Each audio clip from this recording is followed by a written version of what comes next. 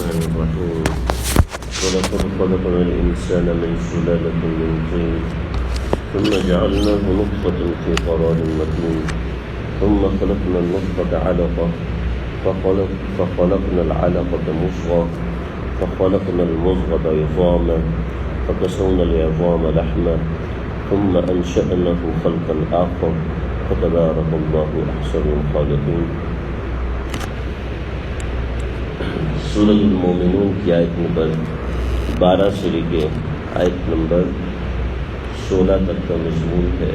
آج اس آیت کا صرف ترجمہ اور مفہوم ذکر کروں گا، تفصیلات انشاءاللہ آئندہ ذکر کروں گا۔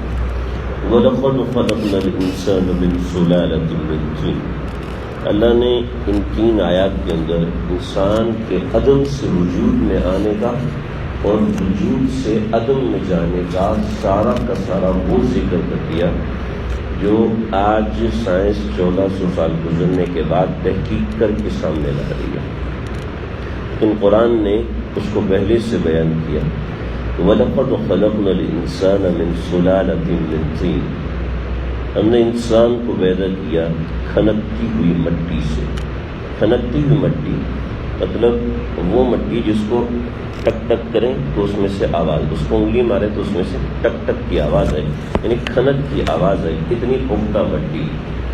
یہ مٹی بنتی ہے کیچڑ میں بنا کے، یعنی مٹی کے اوپر پانی کھڑا کر دیا جائے، وہ پانی کیچڑ کی شکل اختیار کرے، یعنی پانی میں پانی بھی رہے اور وہ دلدل کی طرح بن جائے۔ پھر اس مٹی کو خشک کیا جائے تو وہ مٹی اتنی پکی ہو جائے جیسے اینٹ ہوتی ہے، تو یہ ہوتی ہے سلالہ۔ سلالہ ایسی مٹی کو کہتے ہیں کہ جو یعنی ایسی مٹی جو کالی بھی ہے، سرخ بھی ہے، اور اس کے رنگ میں سفیدی بھی ہے، اور اس کے رنگ میں سیاہی بھی ہے، یعنی ہر طرح کا اس میں رنگ موجود ہے۔ چنانچہ آدم علیہ السلام کے رنگ کے اندر مختلف قسم کے رنگ ہیں، کوئی شخص کالا ہے، کوئی شخص گورا ہے، کوئی سرخ و سفید ہے، تو یہ سب مٹی کی خاصیات ہیں۔ حضرت آدم علیہ السلام کا رنگ ان سب رنگوں کا مجموعہ تھا، لیکن حضرت آدم علیہ السلام کے بعد اللہ نے تخلیق کو تبدیل فرمایا۔ ثم جعلناہ نطفۃ، پھر اللہ رب العزت نے فرمایا کہ ہم نے اس کو بنایا ہے نطفہ فی قرار مکین، ایک خاص محل اور ایک خاص مقام کے اندر جو کہ رحم ہے۔ چنانچہ 40 دن تک نطفہ جو رحم میں قرار پکڑتا ہے، اس کا ایک حصہ ہوتا ہے ہزاروں کروڑوں حصوں میں سے ایک حصہ اس کا ہوتا ہے۔ پھر جعلنا کا لفظ بتا رہا ہے کہ ان میں سے کئی کروموسومز ہوتے ہیں، ان میں سے ایک جو ہے وہ بنتا ہے کہ ایک قرار مکین، یعنی ایک خاص مقام پہ جا کے ملتا ہے۔ ایک ملتا ہے تو ایک، 2 ملتا ہے تو 2 بچے، 3 ملتا ہے تو 3 بچے، اس طریقے سے فی قرار مکین، ایک متعین کردہ مقام ہے، اور اس متعین کردہ مقام سے ملتا ہے تو جب وہ قرار پکڑتا ہے، وگرنہ قرار نہیں پکڑتا، یعنی یہ خلیے آپس میں ملتے ہیں۔ ثم خلقنا النطفة علقہ، اللہ فرماتے ہیں پھر ہم نے، یعنی اللہ رب العزت نے ایسا رحم میں نظام بنایا ہے۔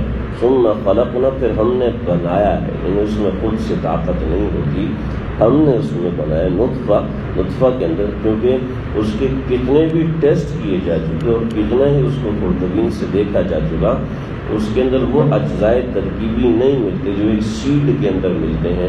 سیڈ کے اندر گندم کے اجزائے ترکیبی ملتے ہیں، لیکن نطفے کے اندر DNA ملتا ہے، اس کے علاوہ اور کوئی دوسری چیز نہیں ملتی ہے۔ تو اس لیے لفظ خلقنا مضبوط ہے کہ خلق کہتے ہیں ایک چیز کا وجود نہیں ہے، ہم نے اس کا وجود بنا دیا، یعنی قطرہ نہیں تھا، سمندر بنا دیا، ریت کا ذرہ نہیں تھا، ریگستان بنا دیے، لکڑی کا ٹکڑا نہیں تھا، جنگلات بنا دیے، ایک ذرہ نہیں تھا اور اللہ نے پتوں کے پتے اگا دیے، تو یہ خلق ہوتا ہے۔ خلق یعنی عدم سے وجود میں لانا۔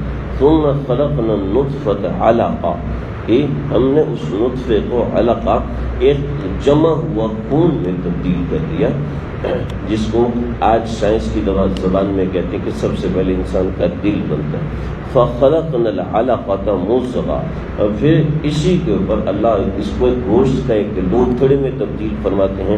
فَخَلَقْنَا الْمُضْغَةَ عِظَامًا، اس گوشت کے لوتھڑے کے اندر کسی ہڈی کی کوئی ماہیت نہیں ہوتی، لیکن ہم اس میں ہڈی پیدا کرتے ہیں۔ فَخَلَقْنَا الْمُضْغَةَ عِظَامًا، اس گوشت کے لوتھڑے کو ہڈی بناتے ہیں۔ فَكَسَوْنَا الْعِظَامَ لَحْمًا، اور پھر ان ہڈیوں پر ہڈیوں کی ترتیب سے گوشت چڑھاتے ہیں۔ ایسا نہیں کہ ہاتھ کے اوپر پاؤں کا گوشت چڑھ جائے اور پاؤں کے اوپر ہاتھ کا گوشت چڑھے۔ فَكَسَوْنَا الْعِظَامَ لَحْمًا، پھر ہم اس کے اوپر گوشت اگاتے ہیں، گوشت چڑھاتے ہیں۔ ثُمَّ أَنشَأْنَاهُ خَلْقًا آخَرَ، پھر ہم اس کو ایک دوسری تخلیق دیتے ہیں، یعنی وہ ایک انسان بنتا ہے جب اس کی اندر روح پھونکی جاتی ہے، ورنہ اتنی سی تخلیق تو جانور کی بھی ہوتی ہے، اتنی سی تخلیق تو پودے کی بھی ہوتی ہے، لیکن ثُمَّ أَنشَأْنَاهُ خَلْقًا آخَرَ، پھر ہم اس سے ایک دوسری خلق بناتے ہیں، یعنی اس سے انسان پیدا کرتے ہیں۔ فَتَبَارَكَ اللَّهُ، یعنی اس میں ایک زندگی پیدا کرتے ہیں۔ زندگی پیدا ہونے کے لیے صرف اتنی سی جگہ کافی نہیں ہے، بلکہ اللہ کا حکم بھی کافی ہے۔ صرف وہ ماحول بنا دینے سے انسان پیدا نہیں ہو جاتا۔ یہ سائنس نے بہت تجربے کیے کہ ایسے انکوبیٹر وغیرہ بنا دیے جائیں جن انکوبیٹرز کے اندر اس طریقے سے نشو و نما پیدا کی جائے، لیکن اس سے زندہ انسان نہیں بن سکا کہ اس کے اندر انشأناہ خلقا آخر، وہ خلق آخر اللہ کے حکم سے بنتی ہے، وہ ایسے نہیں بن سکتی۔ فتبارک اللہ احسن الخالقین، اور کتنی ہی بابرکت ذات ہے جو سب سے بہترین پیدا کرنے والی ہے۔ یہ تو پیدائش کا مرحلہ بیان کیا، اور ثم انکم بعد ذلک لمیتون، اور تم اس کے بعد تم سب کے سب کو مرنا ہے، تم سب کے سب مرو گے، یہ دوسری ایک حالت ہے۔ ثم انکم یوم القیامت تبعثون، اور پھر تم کو قیامت کے دن دوبارہ اٹھایا جائے گا، یعنی تم کو جیسے یہ سب چیزیں بالکل برحق ہیں، یہ سب چیزیں بالکل برحق ہیں، 90% سائنس ثابت کر چکی ہے کہ یہ سب چیزیں ایسی ہی ہو رہی ہیں جیسے قرآن نے بتایا ہے قرطبین کی آنکھ سے۔ اور آج کل جو آلات جدیدہ آئے ہیں، ان آلات جدیدہ کے ذریعے سے یہ سب پتہ کر چکے ہیں کہ اسی طریقے سے ہر ہزاروں سینکڑوں لاکھوں عورتیں اور ان کے الٹرا ساؤنڈز ہوتے ہیں، اور اس میں یہی ترکیب چل رہی ہوتی ہے جو اللہ نے قرآن میں بتائی ہے۔ اس کو کوئی دوسرا بندہ ڈرائیو نہیں کر رہا ہوتا، بڑے سے بڑا ڈاکٹر اس کو ڈرائیو نہیں کر رہا۔ مورس بقائی ایک بہت بڑے ڈاکٹر گزرے ہیں جو یہ زچہ بچہ کے بہت بڑے ڈاکٹر تھے، دنیا کے ماہر ترین ڈاکٹر تھے۔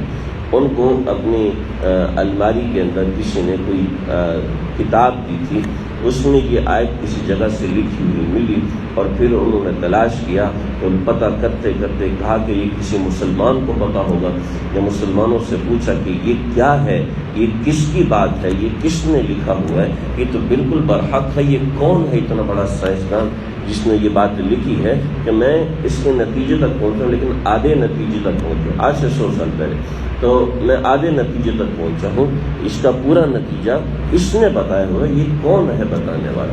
چنانچہ پھر ان کو قرآن مجید کی سورہ مومنون کھول کے دکھائی تو دیکھ کے کہنے لگے یہ تو 1400 سال پہلے بتایا، اور یہ بالکل برحق ہے، اور اسی وقت وہ کلمہ پڑھ کے مسلمان ہو گیا، اس ایک آیت کو دیکھ کے کہ اس ایک آیت میں کس طریقے سے حقانیت کو واضح کیا ہے۔ ہم تو اس کو مانتے ہیں، ہم تو مورس بقائی نہیں ہیں، ہم تو کافر نہیں ہیں، لیکن آگے اللہ رب العزت نے مزید بات بتائی، تم نے اس کے بعد مرنا ہے، یہ بھی ہم مانتے ہیں۔ اور ثم انکم یوم القیامت تبعثون، پھر تم کو قیامت کے دن کھڑا کیا جائے گا۔ یہ ہم جانتے تو ہیں، مانتے تو ہیں، لیکن اس کی ہمیں فکر نہیں ہے، اور ایک بڑی دنیا ایسی ہے جو اس کو نہ جانتی ہے اور نہ ہی مانتی ہے، ان تک ہم نے یہ پیغام بھی پہنچانا ہے، یہ ہماری ذمہ داری بنتی ہے کہ ہم اس بات کو دوسروں تک پہنچائیں۔ ثم انکم یوم القیامت تبعثون، قیامت کے دن تم کو دوبارہ اٹھایا جائے گا، یعنی جس اللہ نے تم کو پہلے پیدا کیا وہی اللہ تمہیں دوبارہ ایسے پیدا کرے گا کہ یہ جو تمہارے یہ ہے نا، یہ انگلی کے اوپر جو پرنٹ لگا ہوا ہے یہ بھی تمہارا تم کو واپس ملے گا. یہ بالوں کی بات، کھال کی بات، رنگ کی بات، ناخنوں کی بات، چہرے کی بات تو بعد میں، یہ جو فنگر پرنٹ ہے نا یہ بھی ویسا ہی ملے گا. تو یہ آیت کا کچھ بنیادی مضمون ہے. اس میں بڑی تفصیلات ہیں جو ضروری باتیں انشاءاللہ ذکر کریں. اللہ سمجھ